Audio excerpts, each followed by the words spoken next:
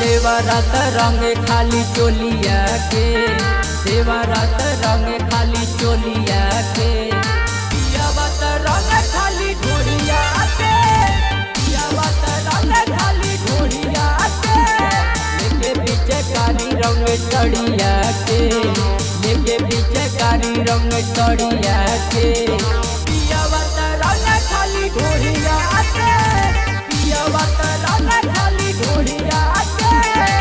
आई माई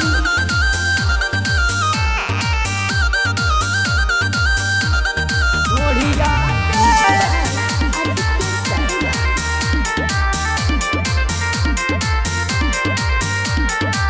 रंगेला साया साड़ी रंग देला चोली, कही के भाभी भाभी हो, किया तया के सट पजरा ये सखी, उतर में खाली ढोली हो।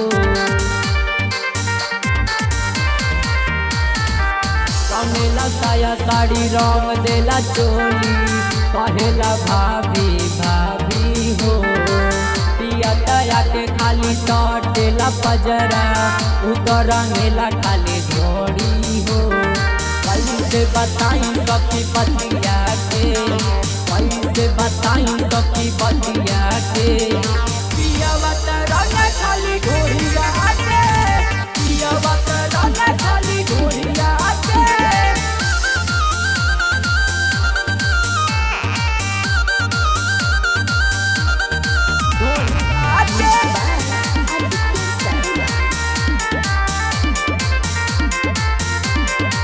फगुआ के फायदा उठावतावे दोनों, अमित परमत बरबा हो, पहले बयाती सखी माने न कहलका, करले दोनों बड़ी जबरी हो।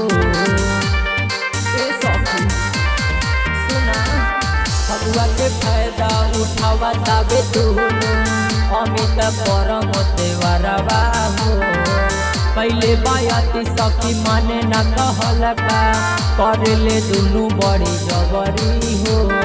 बड़ी बड़ी करे देवरा बतिया के, बड़ी बड़ी करे देवरा बतिया के, पियावत रंग खाली ढोलिया के, पियावत रंग खाली ढोलिया के,